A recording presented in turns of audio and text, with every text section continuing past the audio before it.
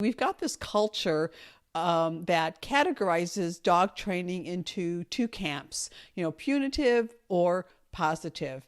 And no matter which side of the road a person stands on, they say that this is the only way that works and the other fails miserably. So as a dog lover, you tend to ask yourself, well, which method works best for me, my dog, or which do I resonate with, etc. Now, I think the reason that we're still having this debate, in my humble opinion, is that we're asking the wrong question entirely.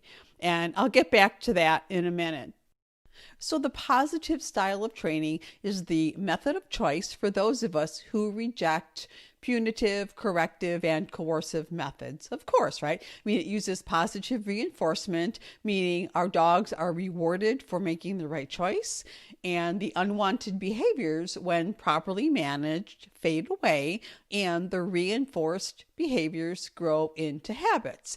And, like, what's wrong with that, right? It's pretty awesome. And so this method has greatly grown in popularity, thank goodness, over the past 10 years. And it's allowed us to train our dogs in a way that feels much better to us and to our dogs, right? But it does have limitations. I mean, for one, it's not that easy for everyone to learn and use properly. For some, many actually, it's difficult to master. There's a learning curve. There are tools to manage, the leash, the clicker, the treats, the toy. Timing is difficult to master for some. And the steps to the end goal are not often well designed. And even with experienced trainers, when the dog is not responding as expected, what we tend to default to is more training.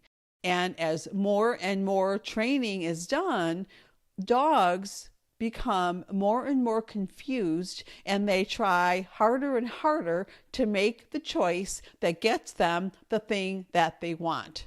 The dog keeps trying things to find the magic combination, getting increasingly frantic, or they shut down, check out, and stop trying. And if you honestly look around, you can see so many examples of positive training not working well in real life for real people. And it's simply not meeting our needs or the needs of our dogs.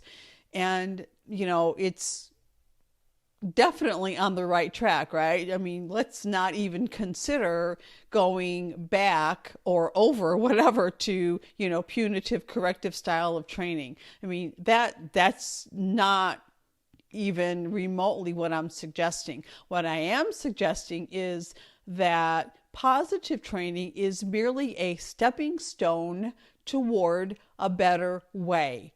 And so because we don't want to physically, correct or to coerce our dogs, we don't want to bribe our dogs with treats or toys where we're dependent on having them. It doesn't seem right to us to treat our dogs like they're just condition response machines, right? And what we do want is a dog that loves to be with us, is respectful and fun to hang out with, a dog that loves to listen, that does listen even when you don't have a cookie or a toy, and a dog that loves to work, train, compete with us, to be our teammate, our partner, and our best friend, right? I mean, that's what we want. And so in my opinion and in my experience, and along with many hundreds of others who have been through my programs and have seen